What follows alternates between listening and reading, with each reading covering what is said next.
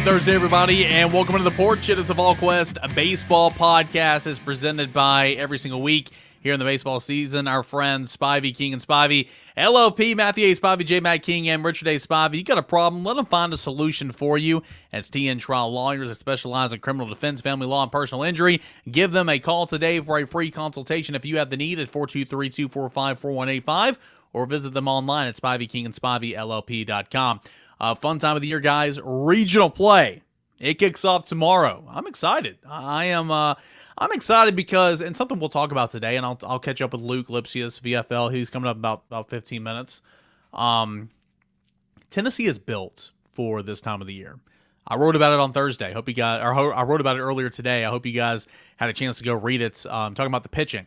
And has pitching been perfect this year? No. I mean, we know that. Pitching's not been perfect this year. But the quality of arms and the depth that you have, you build your roster this way for this time of the year. And here you are, right? I mean, that's one of the reasons why Tennessee won the SEC tournament last year, because you just had quality pitchers and all that kind of working in your favor. Regional play, it's a new beast, right? Tennessee did not get I'm not going to say they didn't get the regional host out that they wanted. The conversation was all last week that they were going to be positioned in one of the lower hosting sites, okay? That was kind of the feel. That was the talk. They were going to be at one of the lower hosting sites. Obviously, they did not go to Indiana State, who ended up being the 15, I believe. The 16 was Alabama. You weren't going there. Auburn, Kentucky, they were one of the couple of the lower, seated host sites, and so you weren't going to go there. Ended up being Clemson, and it's Clemson, the 4th overall seed, right? It's kind of a tough draw when you look at it like that.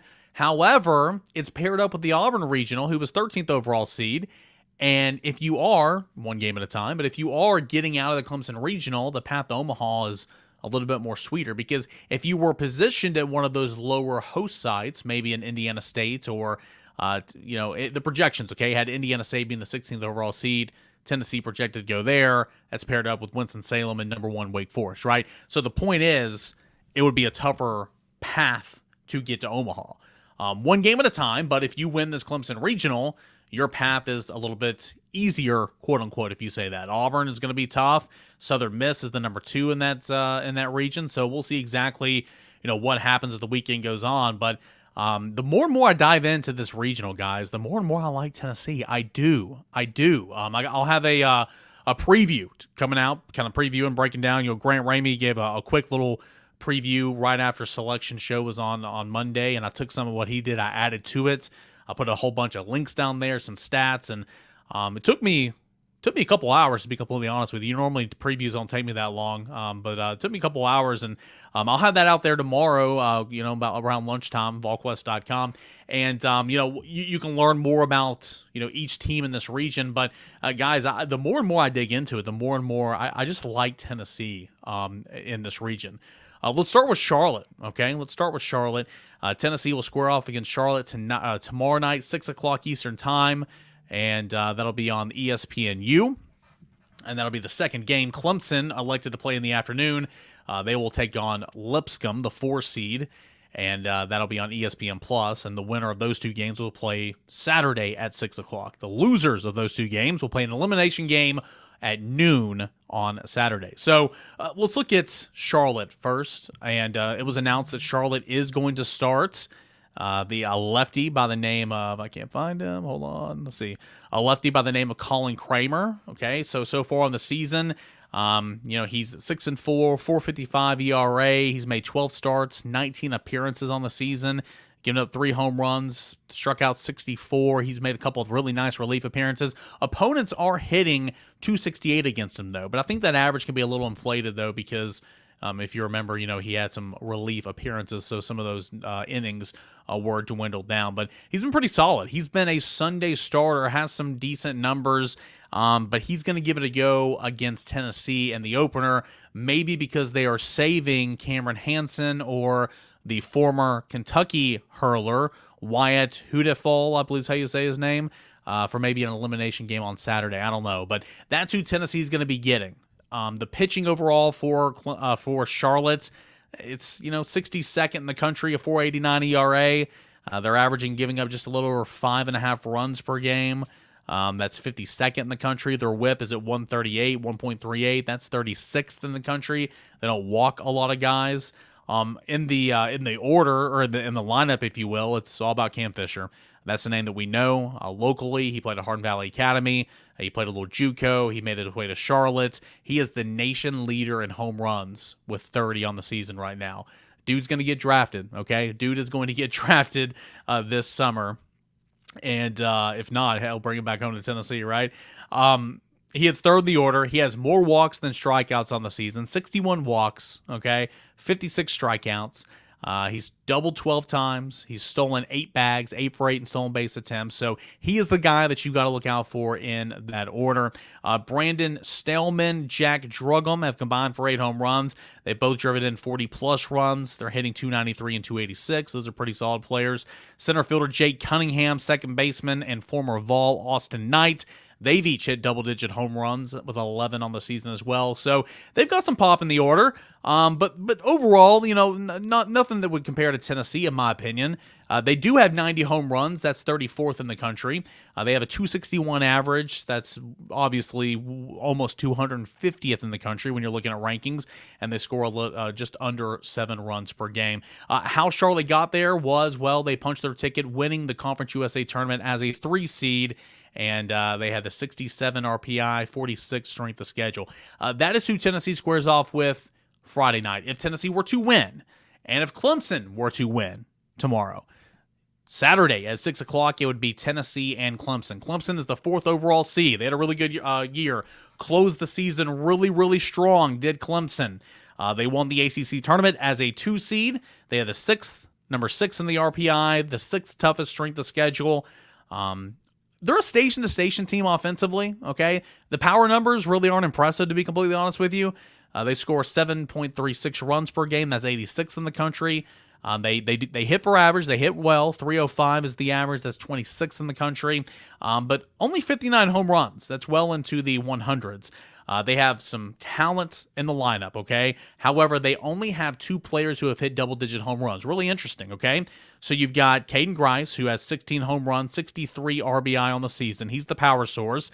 You have infielder Billy Amick, who was limited to just 43 games, 418 batting average, 12 home runs, 58 RBI, okay? So only 2 players who have hit double-digit home runs. However, 6 regulars in the Clemson lineup are hitting 300 or better. Just 2 passing the 10 home run mark. 6 have driven in 40-plus runs. That's noteworthy. Let's see here. 3 have double-digit steals on the year, but Benjamin Blackwell has stolen 25 bags. So watch out for Benjamin Blackwell when he is on the base path. Also, Cam Canarella, I think that's how you say his name, ACC Freshman of the Year. He's actually second on the team with a 386 batting average. He's stolen 24 bags. Excuse me, guys. So he's a guy that you want to look out for. Outfielder Will Taylor, he's hitting 362. Utility Cooper Engel, he's hitting 336.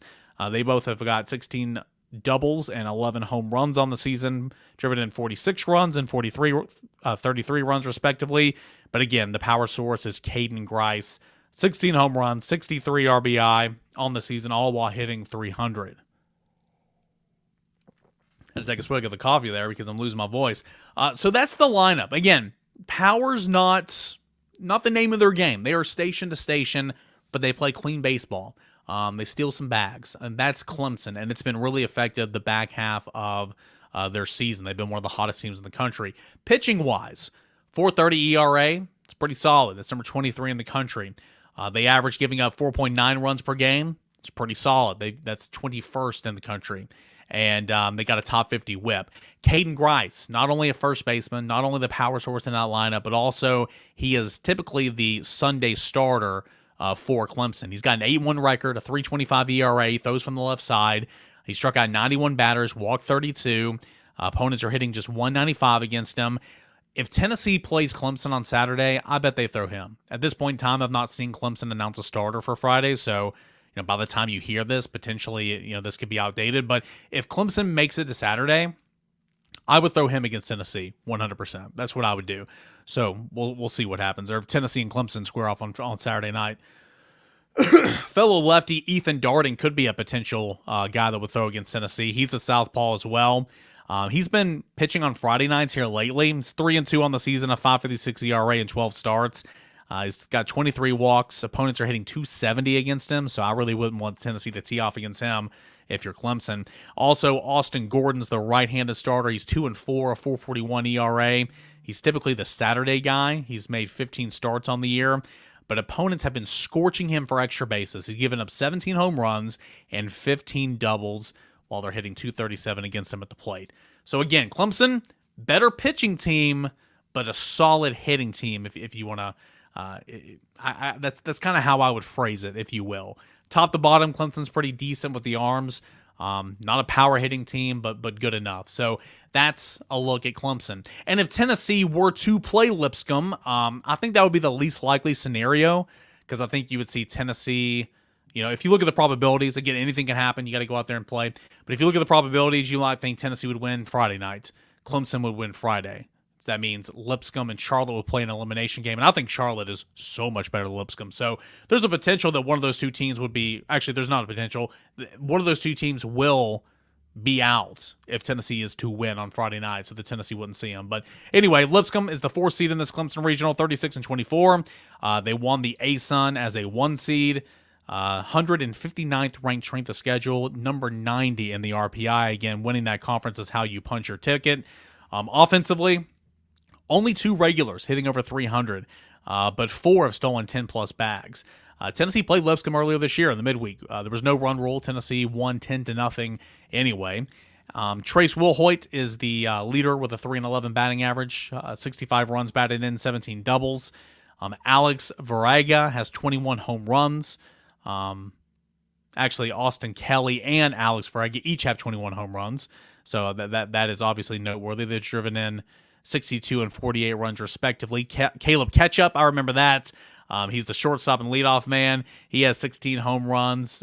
He has stolen a team high 30 bags as well. So there's some runners for Lipscomb for sure. Pitching wise, ASUN pitcher of the year Logan Van Treek. Let's see here. He's the Friday night guy. I would assume that they're going to pitch him against Clemson. 8-4 record, a 3.50 ERA. Righty Braden Tucker. He's the Saturday guy. 7-0 record, 15 starts, posting an ERA of 3.54. I'm not sure why he didn't win pitcher of the year. He struck out 86 batters, only walked 27. The lefty Noah Thompson. He ended the season as the weekend starter on Sunday. 13 starts, 16 appearances, 6-3 record, and a 4.07 ERA. So again, I'm throwing a lot of numbers out at you, but I'm just trying to give you an audio synopsis on what the Clemson Regional looks like. Again, for the order for Lipscomb, 2 regulars in the batting order, 300 on the season. That's not great. 4 have stolen 10-plus bags on the season, with obviously the leadoff man Ketchup stealing 30 bags on the season. So that is a look at the Clemson Regional. Andrew Lindsay is going to get the start against Charlotte starter. Where is this? Colin Kramer. Andrew Lindsay, storylines galore, right? I mean, he was a former Charlotte 49er. He pitched for Charlotte in 2021, squaring off against his former team. Of course, there's not a whole lot of holdovers there, but still, it's intriguing. I would expect Chase Dolander will get the ball in Game 2. I would expect Drew Beam to get the baseball in game number 3. And then if Tennessee needs a 4th starter on Monday, who is fresh out of the bullpen, can you patchwork it together? What does Halverson look like? What does Burns look like? What does Sewell look like? What does A.J. Russell look like? Those are the conversations you have got to ask yourself. But you're going out to win these first 3 games. That way you can go home Sunday night or Monday morning, right? The more and more I look at it, the more and more I look at my preview and the numbers and all this type of stuff, and the more and more I talk to some people, I like Tennessee's chances in the Clemson Regional. I do. And that's no disrespect to Clemson. I think they're a fine ball club. I like Tennessee's chances in the Clemson Regional. I do. So we'll have to see. Information overload will be on the preview tomorrow at Volquest.com. As you listen to the Porch here, I appreciate that. Go check out the column I wrote on Tennessee's arms and how they're built for postseason play. I'll have every possible baseball link you could want linked into that preview tomorrow as well. So I'm looking forward to that. I will be on hand. I'll be making the drive down to Clemson tomorrow and bringing you coverage of Tennessee and Charlotte at 6 o'clock. If Tennessee wins, they will play on Saturday night at 6 o'clock. If Tennessee loses on Friday night, you will be playing in an elimination game at noon on Saturday. So we'll continue to update the schedule and talk about possibilities as the weekend goes on. We'll see what happens. But yeah, it's go time, baby. It's put up or shut up. I'm excited to see what Tennessee looks like here in the Clemson Regional, and I know you are too. NCAA postseason baseball, it is here, and Luc Lipcius, he is going to break it all down. We're going to talk about it with the VFL home run champion himself. That is Luc Lipcius coming up next right here on the porch. But hey, guys, could not do this podcast without our friends, Spivey King and Spivey LLP. You got a problem, let them find a solution for you. TN Trial Lawyers, specializing in criminal defense, family law, and personal injury, such as DUI, homicide assault, all that type of stuff, divorce, custody, alimony, parental rights, personal injuries such as car wrecks, accidents, whatever the case may be. Spivey King and Spivey has over 80 years of combined experience that provides legal representation throughout the state and federal courts of Northeast Tennessee. The firm has a vast amount of trial experience, this practice being in place for over 43 years, and this partnership forming in 2012, while also having partners who are energized for today's modern legal demands. Practicing primarily in Northeast Tennessee, the Tri-Cities of Sullivan County, as well as Hawkins County, Washington County, and surrounding areas, this firm has won multiple awards and have attorneys rated by super lawyers in the Mid-South with real trial experience that can help you. Whether you were injured in a car accident, need a divorce, help with custody of your children, or have been accused of a crime, Spivey King and Spivey LLP, they are there to help you. 142 Cherokee Street in Kingsport, Tennessee is where you find them. 423-245-4185. Call that number today for a free consultation. 423-245-4185, or visit them online at SpiveyKingandSpiveyLLP.com. Luc Lipcius coming up next right here on the porch. Luke, it is now truly a new season. I said last week it's a new season, and it was. Regular season was over, but now you enter regional play. Tennessee's going to be on the road as a 2 seed in the Clemson Regional. Clemson was the 4th seed overall, and they'll be the host team, so they're the 1, and then Lipscomb and Charlotte round out that region. Tennessee and Charlotte get going Friday at 6 o'clock Eastern Time on ESPNU. Quickly, kind of your overall thoughts on Tennessee's draw to the Clemson Regional. Yeah, I like it a lot. I think ever since that Orange Bowl, the true Orange Bowl, there's kind of like a Tennessee-Clemson something or other, even though we don't play each other much. So the fact that we're going to their regional, I think it's super fair. Clemson is a really good team. Their park plays like it should. It's a great place to be. But then as far as the 3 and 4 seeds in Charlotte and Lipscomb, I think they're fair as well. As long as there's not a Wright State in our regional, I'm happy. It seems like every single time that we played in a regional, Wright State was there, and the 2 seed was amazing and all this good stuff. But yeah, I think it's a really fair regional. Charlotte's a really good team. They always stack their midweeks, so they won't feel any pressure going and playing us. And then Lipscomb, of course, we've already beat them this year. So I am looking forward to it. Clemson, really good team, and might be the hottest team in baseball right now. So it's going to be a challenge. Talking to my buddies, he said you got to be the best, you got to beat the best. And so I think it'll be a really good prepare for hopefully if we make a super, but it's going to be some really good baseball. Yeah, I mean, there's 2 sides to every coin. I mean, I was expecting, and kind of all the chatter of the weekend was Tennessee will be placed in one of the lower host sites. But when you look at kind of how everything folded out, like Alabama, Kentucky, they're all kind of jumbled up right there. They were going to put Tennessee going to an SEC team. So it's interesting that way. But if you were to have gone to Indiana, like the projections said, then at the time the projections were matched up with, number 1, Wake Forest. And so it would have been tough. And I know that's not how it ended, but it would have been a tougher way to get out of supers. But this way, if you get out of the Clemson Regional, you take on the winner of the Auburn Regional, which in my opinion is much more doable than, going to Winston-Salem. So I feel like, it's challenging. Clemson is a good ball club, but it's almost not that bad, if you will, at least kind of going into the week. Yeah, I'd agree that just not having to face the first overall seed in the Super is awesome, but you still got to make it through the regional. Oh, yeah. You can't count out Clemson. They're going to play really good ball. Something that people don't think about actually is the travel is only like 3.5 hours from Knoxville to Clemson, which is just really big, not a long bus ride. You be able to get there, settle down really easily. So that's another thing that kind of plays to our favor. Of course, we are on the road, which hasn't played to our favor, but Now's a really good time to show them who we are. And I think they're going to be great, especially after this really long sabbatical, let's call it, that they took. Yeah, and the park, it's not the same, but it's very similar. It's a smaller park, so maybe that can play into Tennessee's favor a little bit. You mentioned the long sabbatical. We said it a couple of times. Either want to lose and get out or go win the whole dang thing.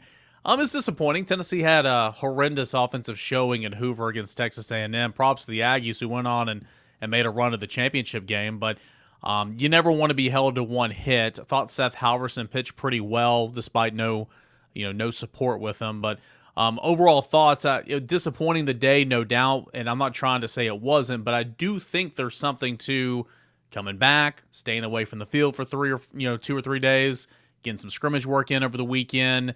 All right, so you're going to this regional. Here are the teams. Let's get to work. I feel like there's something to that, to where you're not just, you guys last year were go, got back to Knoxville, and then, it was time to play a regional. Yeah, well, like we said last week, I think they lost at the perfect time. They get that long break afterwards, which is awesome. But then, the game was frustrating. There were a few balls hit well, but I really think they ran into an A&M team that just figured something out in the tournament. They pitched 2 1-hitters. Sadly, it included us. But their staff was just amazing. We don't fare that well against lefties anyways, but, credit to A&M, because what they did in the tournament, making it to the final, was awesome. And so if you're going to lose to a team, at least it was a team that made it to the final. Now, is there some concern that we couldn't really do anything offensively? A little bit. You never know how the guys are feeling, but the fact that they're going into a regional, you got to think that they will bring a little more to the table when they start playing that Friday. But as far as pitching goes, really good to see Halvey do well. His past few outings, it's been shaky. So seeing him doing well is really good for us going down the stretch. I thought the staff pitched very well. You give up 3 runs, you should be able to win a ball game. So nothing against the staff. But yeah, it was just kind of disappointing. But again, you get that really long break, go back home. The main thing is the pitchers, they get that rest for their arms. 2 weeks isn't too much. They're going to be scrimmaging the whole time, if I know V, especially with school being out. So it's a double-edged sword. You would have liked to see them go farther, but them having this long break before a big regional away is not bad at all. Recoup, get your energy back, get that hunger for playing again. And so I think it's going to be good. Is the scouts out on Tennessee in terms of, okay, you just need to throw a lefty if you can that can locate a fastball early on but has a good breaking ball? Seems like every time Tennessee runs into one of those guys, it's in for a long day. Not every time, but a lot of times this season. Is it that simple, and is Tennessee just kind of who Tennessee is right now, or are there ways that you can improve even at this point in the season? It's tough to say because there's been times when there's been lefties out there and we've done just fine, and then we had been playing so well down the stretch that it almost didn't matter. But if I'm an opposing team, then I'm gonna get my best lefty out there and he's gonna start, because we haven't proven that we can consistently hit lefties well. And so I don't know what Charlotte's staff is like. They're usually a very JUCO heavy team that has just a bunch of righty hurlers. So we'll see what they bring at us. But it's nothing to be too worried about, especially with just the amped up moods and everything of a regional. I think they'll come ready to play. That 6 o'clock game is actually really nice. You got all day to relax. You'll hit in the morning or whatever, and then show up to the park about 3 or 4. So it's a really good schedule for us. And I think they'll be fine. Yeah, it was Clemson that elected to play the early game on Friday. The winner of Friday's game for Tennessee would play at 6 o'clock. So presumably, if Tennessee beat Charlotte, Clemson beat Lipscomb, then they play at 6 o'clock the next night.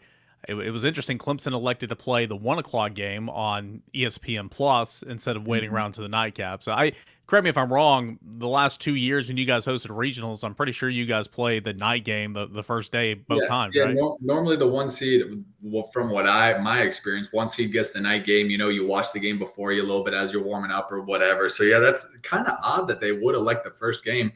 I don't know. Maybe they're just wanting to have the night to themselves as opposed to the day, but who knows what's going on. All right, so a guy that has played in a whole lot of postseason games. You played in some regionals, some supers. You made a run to Omaha, and you're exactly right. I mean, you don't even need to be worried about who you're going to play in the Auburn Regional, getting to supers.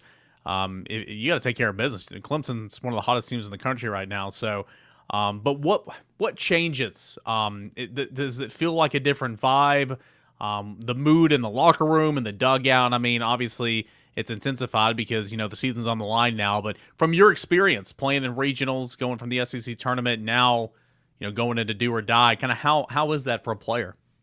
Yeah, so you try to make it not more than it is, but it is. It's the postseason. It's not lose or go home, but it might as well be, because getting out of the double elimination regional, getting out of that losers bracket is extremely difficult. Yep. And so it's just the wins really mean more. Now, with that being said, it's that balance of not putting too much pressure on yourself because things are more amplified. The NCAA is going to do their show. They'll have banners everywhere. A lot of fans will come in, and the vibes around the ballpark will be different than a regular season game. But, playing in the SEC every weekend in front of those crowds, it prepares you for a regional type experience, especially going down the stretch when games mean more, going into the postseason, all that stuff. So the fact that they have experience playing at Arkansas, LSU, all these big places, that they'll do just fine in Clemson. I think Clemson holds like 5,000 or 6,000, whatever it is. So the atmosphere won't be anything to match. It'll be controlling their emotions, knowing that it's basically win or go home. I think Tennessee, you got to feel really, really great about your starting pitching heading into postseason play. We talked about this last week, and none of those guys pitched because it was just a one-day stop in Hoover. But seeing the way Andrew Lindsey went into the ninth, 2 outs away from a complete game shutout, seeing Dolander just shoving it, the best he's looked all year long, seeing Beam responding. At this point in time when we're recording throughout the week and things can change, but my expectation is Tennessee will go, in games 1, 2, 3, Tennessee will go Lindsey, Dolander, Beam, and then, play it by ear for that fourth game if you need it. You got to feel good. I wrote a column over on the site this week about, this is how good teams are built. You're built for this time of the year because you have so many different options. Halverson, Burns, Sewell, Russell. It just feels like Tennessee is one of the best teams in that regard in the country, to never really run out of options this time of the year on the mound. Yeah, you're right. We are one of the better equipped teams as far as pitching goes, and it's the perfect time for our starting pitchers, especially, to have done well. Lindsey has been on an absolute tear, been pitching so well. Dolly has looked like himself, like you said, and of course Beam bounced back. So the fact that we got 3 guys that ideally will go 6 or 7, and then you got such a deep bullpen, it sets us up for not only 3 games, but for if we necessarily need to play that 4th, we can rest a little bit easier, even though it is so hard to get out of that losers bracket. But with the starters pitching like they have been, a lot of confidence, and I know the team knows that. V's preaching that. Everyone's preaching that. So it's great. How does the preparation change? I know you mentioned earlier that you try not to make it, more than what it is, but it still is, right? But how does the preparation change? Because, going into a normal 3-game series on the road, but now you could play 3 different teams potentially over the course of the weekend. How does that change in the days leading up to the regional? Yeah, the preparation has always been basically the exact same as far as V and how he runs the program. The more consistent you can be in your routines, the way you practice, all that stuff, the better off you're going to be. So their practices are going to look almost exactly alike what it would be just for a regular weekend series. Now, with that being said, because of the 2-week break, they'll be scrimmaging a little bit more. So I think that plays into our favor with those guys, and especially me. The scrimmages get boring after a while. You want to play another team. And so that's really the only difference. The only other thing, as far as more when games come around, you're not playing that same team 3 times. You're playing possibly 3 or 2 different teams. So there's not as much getting used to their hitters. You really have to look at the cards and be in tune with that. But that doesn't play into the preparation necessarily. It's just kind of something to keep in the back of your mind. Like, you won't really be able to settle in. All right, man. So Tennessee regional bound, going to the Clemson Regional this upcoming weekend. Really, really looking forward to that. I think Tennessee, on paper, I've said it all year long, even when they were struggling, on paper, you have the ingredients to make a run in June. You do, because of the arms, because of the lineups, and especially the bats came around towards the end of the season. I'm not asking you for a bold prediction. Tennessee wins this game, loses this game, runs the table, whatever. But give me, what do you expect in this weekend? Like maybe a player that's going to, have a moment, or, a guy out of the bullpen that'll be locked down. I mean, do you have any could you see anything like that happening this weekend from one of these guys? It's tough to say because everyone has been playing so well. So I could say any of them to have a good weekend. But I will tell you, someone who I'm hoping has a good weekend is, you could probably guess it, Blake Burke.